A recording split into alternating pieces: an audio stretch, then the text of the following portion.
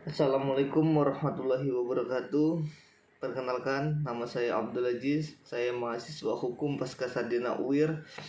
Saya akan mempresentasikan tugas hukum pasar modal yang diampu oleh dosen Dr. Zulfikri Tobuan SHMH. Baiklah, saya di sini akan sedikit menjelaskan apakah itu pasar modal. Jika dahulu pasar hanya terkenal dengan tradisional, yaitu kita dapat secara langsung face to face melihat jual beli yang terjadi, maka dalam pasar modal ini sangat berbeda. Hal ini berbanding terbalik 180 derajat karena di pasar modal tidak ada lagi namanya face to face. Sehingga kita tidak akan mengetahui orang yang memperjualbelikan bursa efek tersebut. Semakin berkembang teknologi, ini tidak menghindari bagi negara Indonesia untuk melakukannya. Tetapi patut diingat di sini ada beberapa hal yang harus diwaspadai dalam melakukan atau turut dalam bursa efek. Kejahatan dan pelanggaran dalam pasar modal ya ini adalah yang pertama, penipuan. Penipuan dalam pasar modal terjadi apabila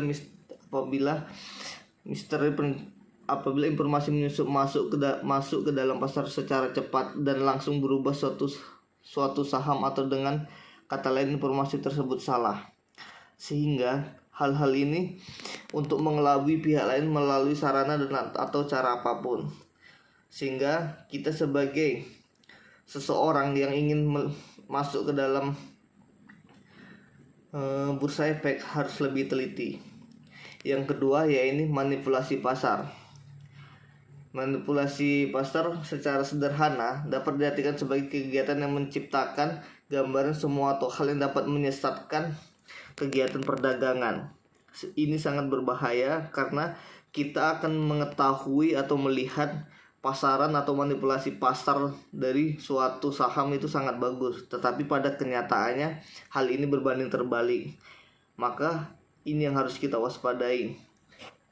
Yang ketiga, kejahatan atau pelanggaran yang sering terjadi yaitu perdagangan orang dalam, atau yang di bahasa Inggris kan inside trading. Inside trading adalah perdagangan efek yang dilakukan oleh mereka yang tergolong dalam perusahaan. Perdagangan didasarkan atau atas motivasi karena adanya informasi orang dalam yang penting dan belum dibuka untuk umum, sehingga hal ini sangat rentan terjadi karena informasi-informasi yang diberikan oleh orang dalam dari penjualan bursa efek tersebut. Yang kejahatan dalam pasar modal yang keempat, informasi yang menyesatkan. Informasi yang menyesatkan ini yaitu suatu bursa efek atau suatu pasar modal memberikan suatu gambaran yang sangat bagus, grafik yang sangat luar biasa, tetapi pada kenyataannya itu tidak ada sama sekali. Maka hal ini adalah informasi yang menyesatkan. Transaksi yang kejahatan yang kelima ya ini adalah transaksi semu. Transaksi semu yaitu setiap pihak dilarang melakukan tindakan baik langsung maupun tidak langsung dengan tujuan untuk menyertakan gambaran semu atau menyesatkan mengenai kegiatan perdagangan, keadaan pasar atau harga efek di bursa efek. Maka dari itu ada 5 indikasi yang sering terjadi dalam pasar modal.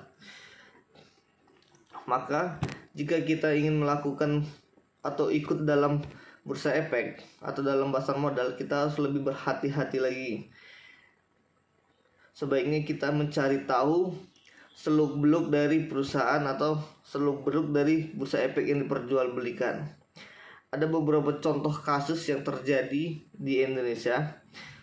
Ya ini contoh kasus PGN saham menurun secara signifikan.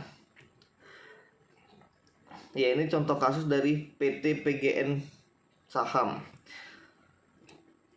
Dan beberapa contoh-contoh kasus lainnya yaitu contoh kasus PT Lipo Enet Tbk.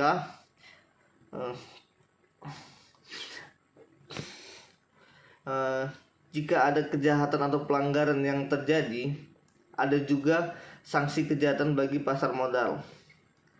Yang pertama, sanksi administratif. Yang kedua, sanksi pidana. Maka dari itu, suatu orang atau yang melakukan kejahatan di dalam pasar modal atau pelanggaran dapat dikenakan sanksi secara administratif, tatip, ataupun sanksi pidana. Baiklah, sekian video presentasi dari saya. Terima kasih.